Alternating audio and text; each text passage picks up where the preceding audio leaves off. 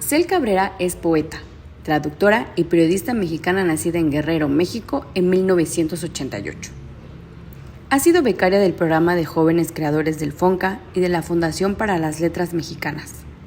En 2013 fue reconocida con el Premio Estatal de Poesía Joven y más tarde, en 2018, obtuvo el Premio Nacional de Poesía Tijuana. A lo largo de su trayectoria ha publicado obras como Una jacaranda en medio del patio, La arista que no se toca, Perras y Cosas comunes. Asimismo, ha participado en la antología de poesía para niños Triángulo del Sol. En la charla casual de hoy, Cel Cabrera conversa acerca de su más reciente libro, Cómo pasa el silencio de los muertos. Querida Cel Cabrera, hace bastante que quería entrevistarte, siempre me hablan de ti, siempre leo sobre ti. No sé cómo haces, aunque yo a veces también pienso en Maremoto M y digo, no sé cómo hago, porque esas cosas que uno las empuja individualmente, ¿no? Porque vi el Primavera Bonita, por supuesto que habrás tenido mucha gente alrededor, pero cada vez más grande, cada vez, no sé, siento como que haces un gran esfuerzo por eso, ¿no? Pues es una promoción de muchísimas gracias, antes que nada, perdón, Sí.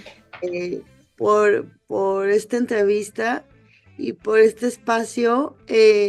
Y bueno, sobre Primavera Bonita, que ya fue nuestra cuarta edición. Es increíble. Es un trabajo de un año, aunque no lo parezca. Claro. Aunque no lo crea la gente, Claro. La gente lo ve y dice, bueno, esto es muy fácil, pero de verdad es un trabajo de un año de estar observando. Para empezar, yo hago la curaduría del festival desde hace 4 años, y en esto estoy completamente sola, observando, leyendo autoras, viendo la manera de acercarme a autoras ya con más trayectoria, como observando las nuevas voces. A mí me importa mucho que estas dos partes de la literatura escrita por mujeres convivan, ¿no? Claro. Entonces es el trabajo de un año. Claro que los últimos 3 meses yo solo existo para Primavera Bonita. Claro, eso es cierto. También es cierto que lo que vi con respecto al festival, luego vamos a hablar de tus libros, es que vi un festival muy abierto. Al contrario de otras iniciativas que tienen a las mujeres, y yo trato siempre de no estar en esas iniciativas, pero me pareció una cosa, a lo mejor porque se llama primavera, porque tiene flores, porque tiene un montón de cosas, me sentí tan cómoda y me vi otros números y me encantó, la verdad que me encantó y te deseo mucha suerte con eso.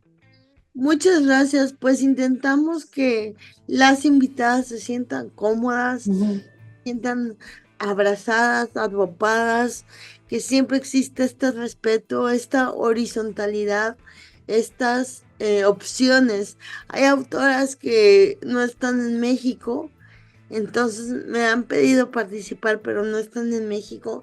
Entonces siempre veo maneras como de, bueno, a lo mejor es muy noche en donde estás. Hay una Silvia de la Fuente, una cuentista, me mandó su solicitud desde Australia. Entonces, bueno, su video más bien.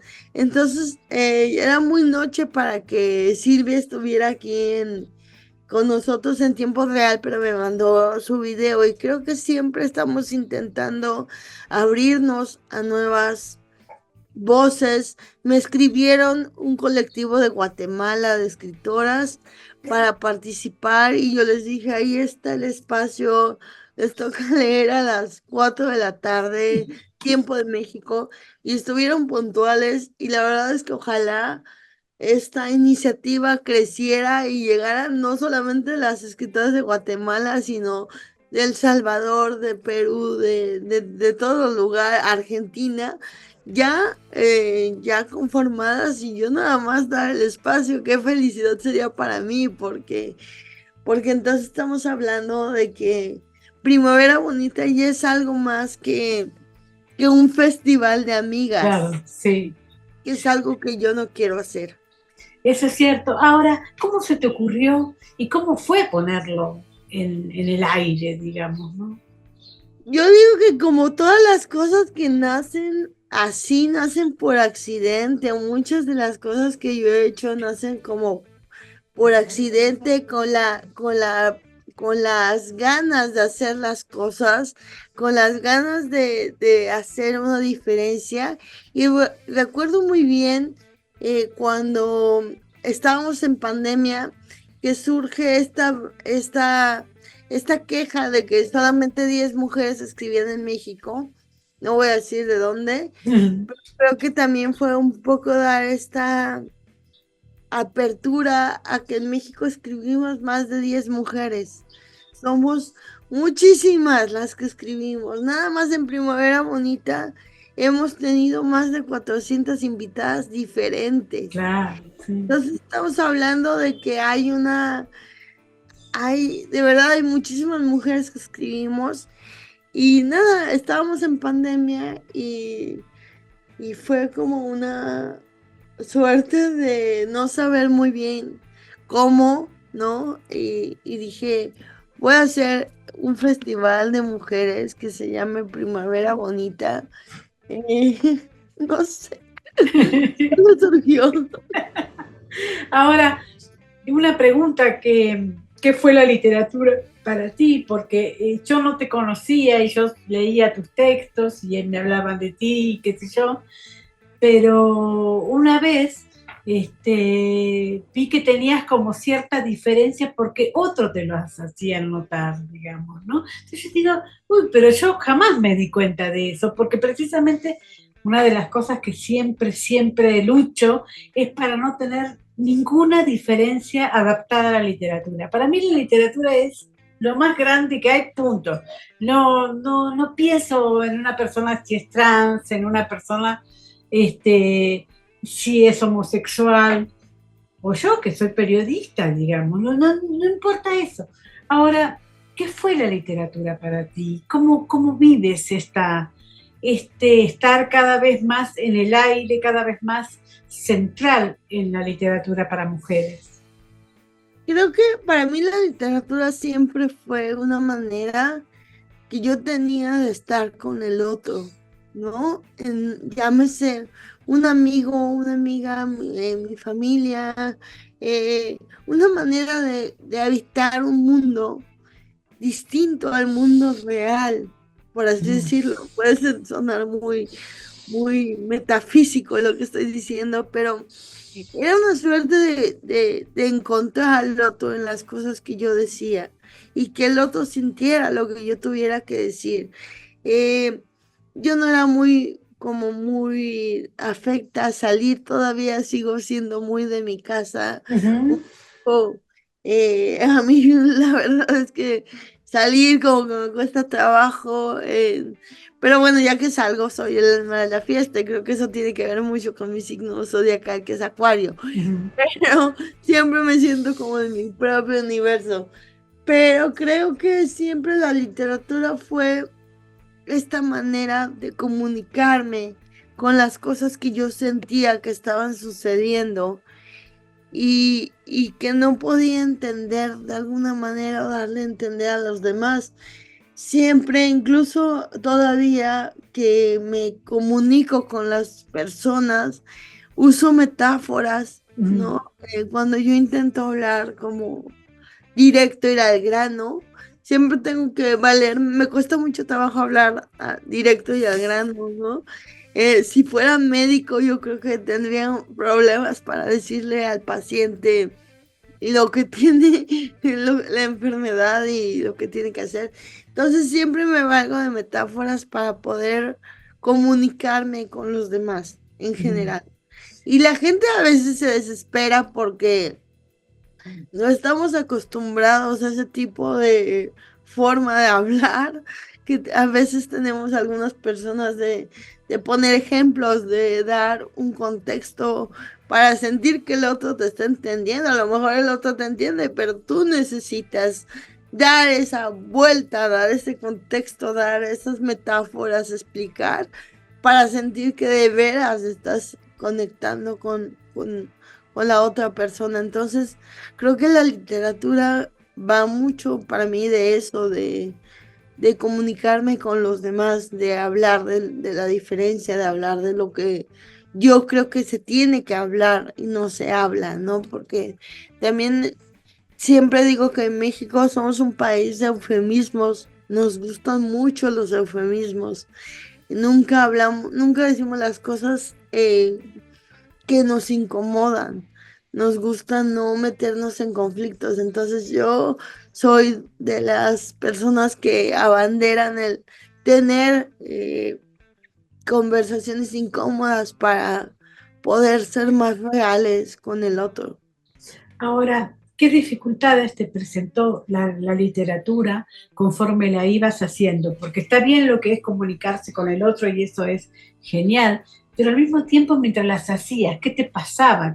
¿A qué edad empezaste? ¿Cómo fue Yo empecé descubrir? muy chiquita, yo empecé como a los 14, 15 años por un ejercicio que me mandara a hacer mi maestra de secundaria.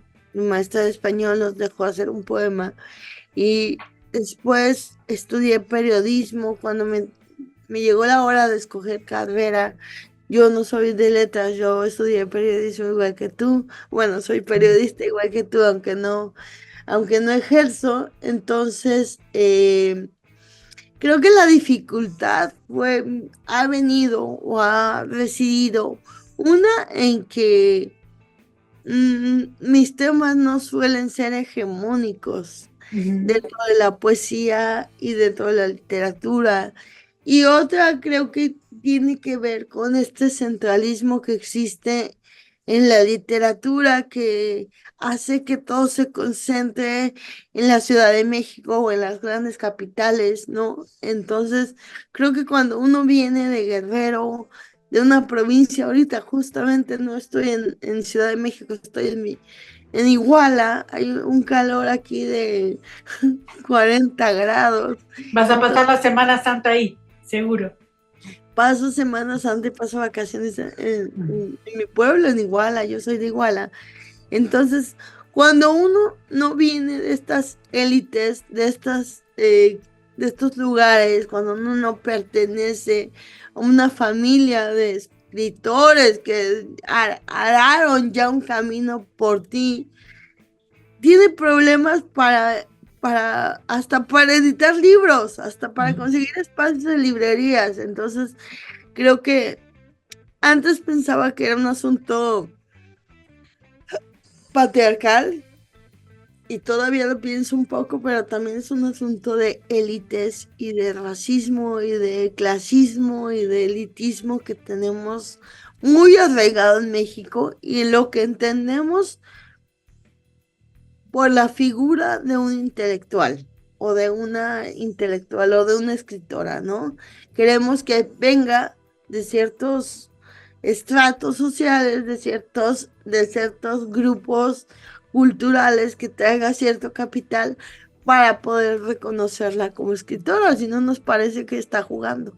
Sí, por otro lado también hay como cierta contradicción, porque por ejemplo, uno espera que las ferias lo inviten a uno, pero cuando no te llamas Villoro, por ejemplo, tienes que ir a un hotel horrible, Sí, o tomar un desayuno espantoso. tienes que costear tus propios viáticos, ¿no? Sí, sí, es tremendo Son eso. incapaces de regalarte hasta un café, ¿no? Sí, es así. Ahora, tú haces muchas cosas y eso te expone mucho. La exposición siempre trae envidias y críticas. Cuando la gente dice es que por su diferencia ella consigue cosas, ¿qué piensas tú? Porque estoy segura de que no es así, pero estoy segura de que ninguna por la diferencia conseguimos cosas, porque no es así. Uno consigue cosas porque trabaja esas cosas, punto. Totalmente. Sin embargo, creo que justamente no he explotado tanto esa parte como me hubiera gustado, justamente por el miedo a la segregación y a la estigmatización y a la cuota de diferencia y al menos yo personalmente, que yo respeto las personas que sí lo han hecho. O sea, cada quien tiene su camino y tiene su manera de obtener las cosas y es totalmente respetable la que cobra porque la que cobra y la que pide porque la que pide y la que no pide porque la que no pide, ¿sabes? Creo que las mujeres, sobre todo las mujeres, ahí sí voy a meter como la ondita feminista, siempre estamos totalmente en escrutinio, ¿no? Sí, total. Cobramos porque cobramos, que si no cobramos porque lo damos gratis, que si lo damos gratis porque, que si tenemos amigos y que los amigos nos invitan, pues qué chido tener amigos, ¿no? Que si no tenemos amigos y que tenemos una suerte, que pertenecemos a algún tipo de minoría, ya sea por no hegemónicos, por indígenas, por pertenecer a la comunidad LGBTQ+, Por la es edad, por la por la edad en mi edad, caso. o porque es extranjera o porque eres nacional. Sí. Siempre hay un porqué. Y yo me he mantenido un poco pudorosa a la hora de exponer ciertos temas que tienen que ver con neurodivergencia y con discapacidad, justamente porque yo no soy de esas personas que creen que tiene que ser, que tenemos que ser una cuota. El trabajo, Claro. el trabajo es al final lo que va a hablar y lo que va a hacer que uno llegue o que otro no llegue. Entonces creo que sí, uno se expone en general al escribir, o sea, al solo hecho de poner una letra después de la otra y abrirte, ya te estás exponiendo. Pero creo que en este aspecto intento que mi literatura sea la que hable, que mi trabajo sea el que hable. Siempre lo he dicho, tengo las manos limpias, yo soy muy transparente respecto a cuál es mi manera de ir por el mundo. Entonces, mi literatura intento que sea muy transparente y muy honesta con lo que yo estoy sintiendo y con lo que yo necesito comunicar de mí misma. Me han preguntado, ¿cuál es tu tema? Y yo siempre digo, mi tema soy yo. Claro. Los problemas que yo tengo con el mundo o el mundo conmigo a veces, ¿no? Entonces creo que sí hay muchísimas envidias y que constantemente estamos como en la tabla del jabonero y que por eso tenemos que ser muy cuidadosos y muy amorosos con lo que hacemos y también con nosotros. Ahora, es cierto también que tú hablas de la neurodivergencia, y a mí me encanta eso, porque cuando yo era chica no se hablaba de nada de eso, nunca nada, digamos. Éramos un hombre o una mujer y ya, era todo lo que había, digamos, ¿no? Y a mí me parece que ahora hay muchísima más democracia, muchas más cosas para hablar de determinados temas que antes no, ni siquiera pasaban por nuestra cabeza, ¿no?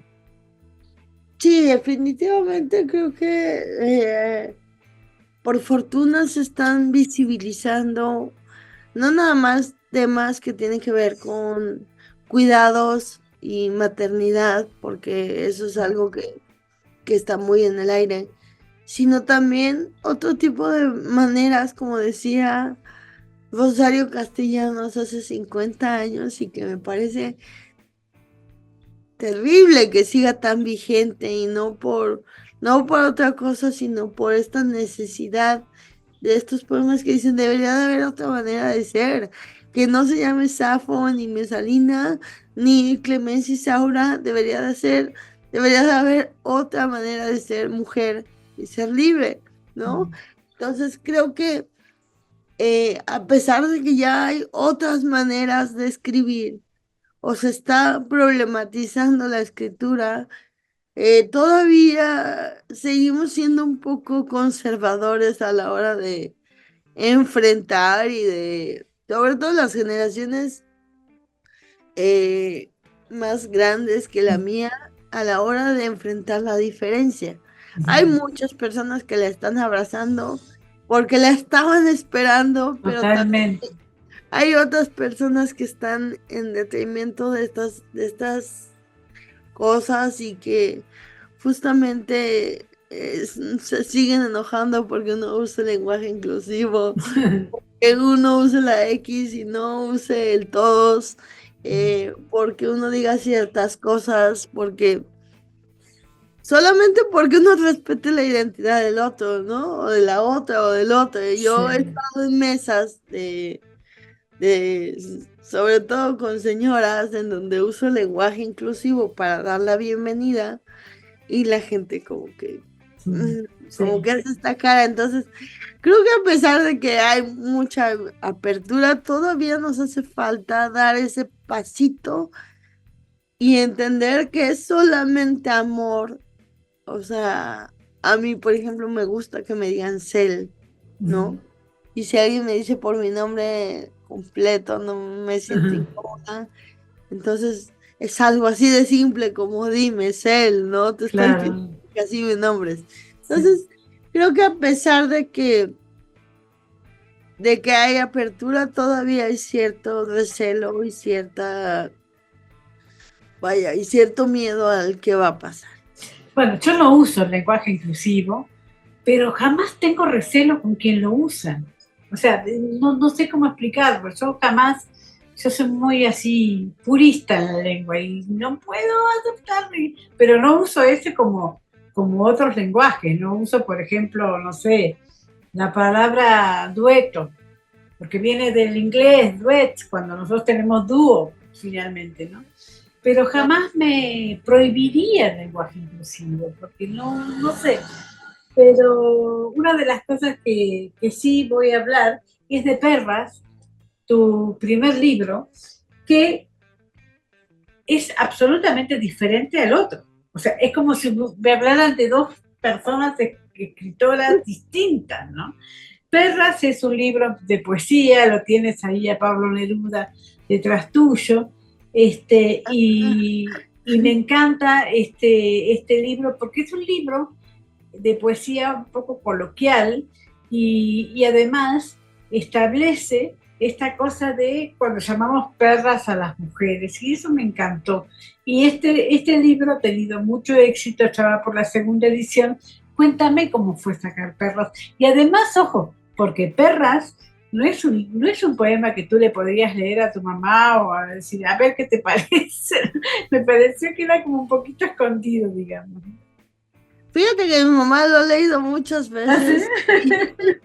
Como todo lo que he escrito mi mamá, siempre estoy mostrándoselo. Porque vuelvo al punto, siempre me he manejado como con mucha transparencia en todo lo que he hecho y en todo lo que hago. Entonces, para mí, no hay acto más puro de amor que el ser tú mismo con la gente que te rodea. Entonces, por este lado, Perras, mi mamá lo ha leído, yo creo que, y me ha visto leerlo, yo creo que 100 veces. Curiosamente, ahorita estoy en mi cuarto de infancia, entonces, y de adolescencia, entonces, ese cuadro de Neruda es de mis 20 y la verdad es que no tengo corazón para bajarlo porque le No, tengo claro que no. cariño. Sí. Entonces, digo, la política ahorita y los tiempos que corren quizá no ven muy bien que yo tuviera ese Pablo Claro. ahí, pero no tengo corazón para quitarlo porque aparte es mi cuarto de infancia y de adolescente, entonces Neruda para tus enemigos, entonces. es como cura, es como una especie me estoy bañando en salud, curando en salud. En- pero volviendo a tu pregunta, y me da mucha risa, sí, parece que lo escribieron dos personas diferentes, la novela y Perras, porque yo estaba en momentos diferentes y yo era una persona diferente cuando las escribí. No, creo que uno escribe, deja cosas ahí y avanza y evoluciona, porque pues qué flojera seguir en la misma línea, o al menos para mí, quizá vuelvo al punto, tiene que ver con que me aburro muy fácil de las cosas y cambio, ¿no? Entonces, eh,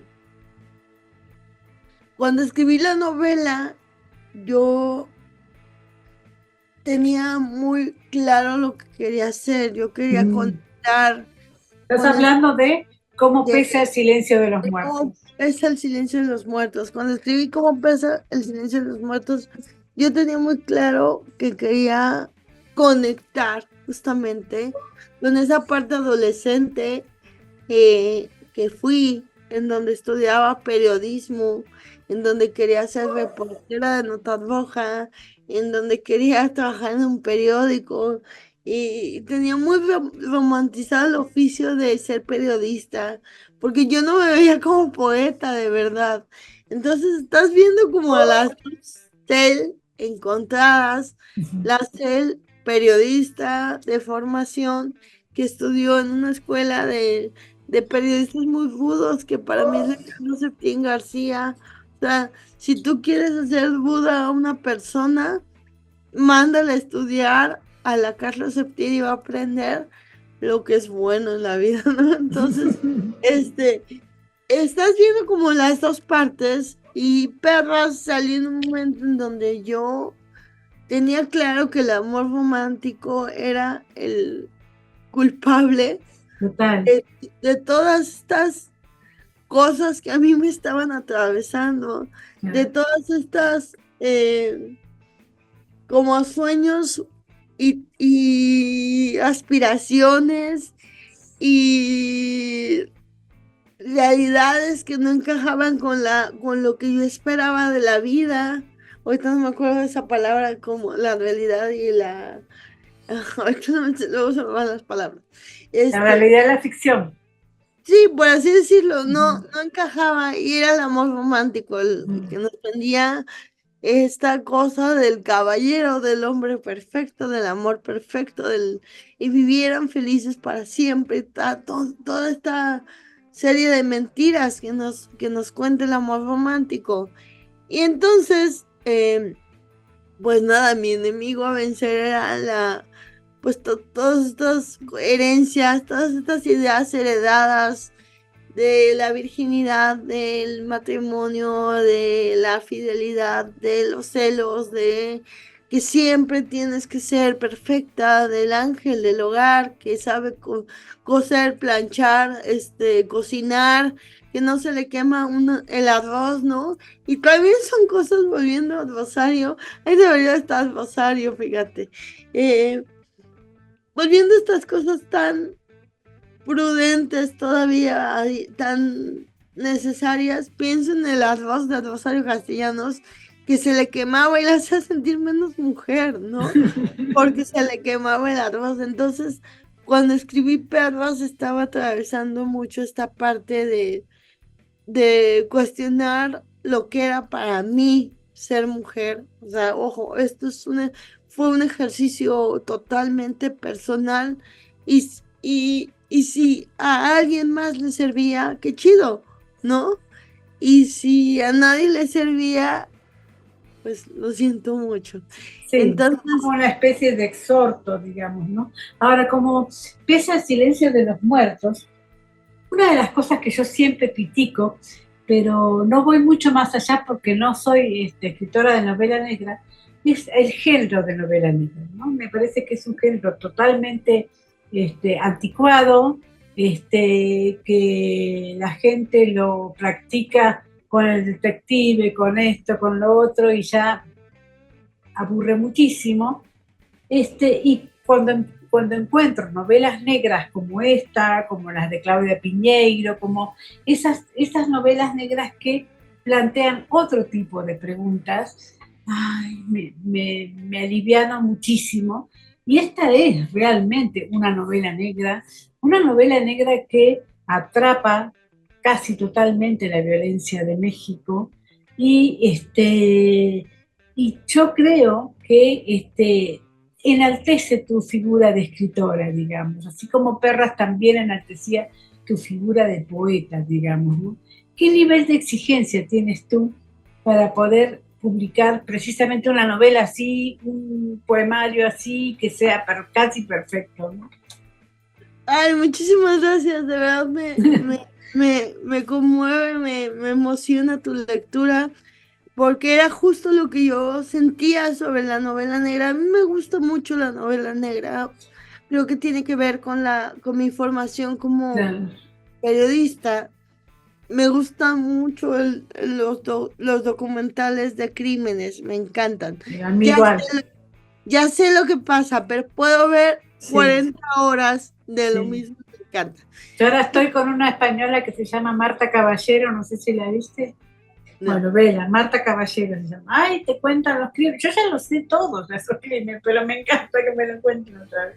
Me encanta, pero creo que fíjate, en la pandemia me puse a leer mucha novela negra mexicana. Uh-huh. Me di cuenta que era de verdad, ay, Sí. siquiera voy a decir Sí, sí, sí. lo que pensé, pero me di cuenta que habían pasado 40 años y que se estaba publicando lo Lo mismo. mismo. El detective que era, podía ser un reportero, podía ser un federal, podía ser un güey del Ministerio Público, era corrupto, era feo, pero tenía suerte con una chava muy guapa, que era mamá soltera, o era divorciada, o era prófuga, siempre era lo mismo. Entonces dije, por Dios, esto es lo único que pueden hacer el género negro. Y la verdad es que la empecé a escribir muy enojada, diciendo, debe haber otra manera de hacer una novela negra que no sea falocentrista, que no Porque sea... esa es otra de las cosas, cuando tú dices, pero es machista, no, pero hay muchas mujeres en la historia, pero ¿qué tiene que ver No, poner pero muchas mujeres en la historia con el machismo y el falocéntrico son perfectamente? totalmente mujeres sumisas Ah, en los personajes, mujeres que no se saben rescatar a sí mismas, cuando en México tenemos una tradición de madres que sacan adelante a sus hijas ellas solas, sí. de mujeres buscadoras que van a buscar a los desiertos, a las casas de seguridad a sus hijos, de mujeres que exigen justicia, de mujeres que han hecho leyes para otras mujeres. Entonces, creo que no encaja la realidad con lo que estos señores cuentan en sus novelas policíacas, ¿no? Entonces, me planteé hacer una novela policíaca que no fuera aburrida, que no fuera pesada, que no fuera falocentrista, en donde estuviera la amistad al centro, ¿no? Y también la realidad al centro, ¿no? Porque esas novelas policíacas que tú hablas establecen cierta narrativa que tiene que ver con las revistas infantiles, con una cosa de álbum, digamos, ¿no? Y esta vez precisamente acercarte más a la realidad mexicana, creo. Sí, de la realidad de mujeres que no le tienen miedo y que si tienen que ir a buscar a su ser querido a las 4 de la mañana, van y no lo piensan, porque es eso o no volver a verlo, Es cierto. ¿no? Es eso o encontrarlo embolsado si tienes suerte, ¿no? Porque lo que sigue es que pases años buscando y lo único que encuentres es una prenda o un accesorio que sabías que llevaba tu hijo, tu hija, tú. Entonces creo que me planteé mucho este reto, porque lo tomé así como un reto de no quiero caer en algo que ya se haya escrito y que esté Claro. gastado, ¿no? Ujú. Bueno, yo me despido de ti, te agradezco muchísimo desde tu habitación de infancia que me hayas dado esta nota y bueno, vamos a promover esta novela que se llama Como pesa el silencio de los muertos, El Cabrera, y es la editorial Gato Blanco. ¿Alguna otra cosa que quieras decir? Nada más agradecerte por el espacio, querida. Te mando abrazos y besos y cuídate mucho. Muchas gracias por leerme. Un abrazote. Abrazos, bye.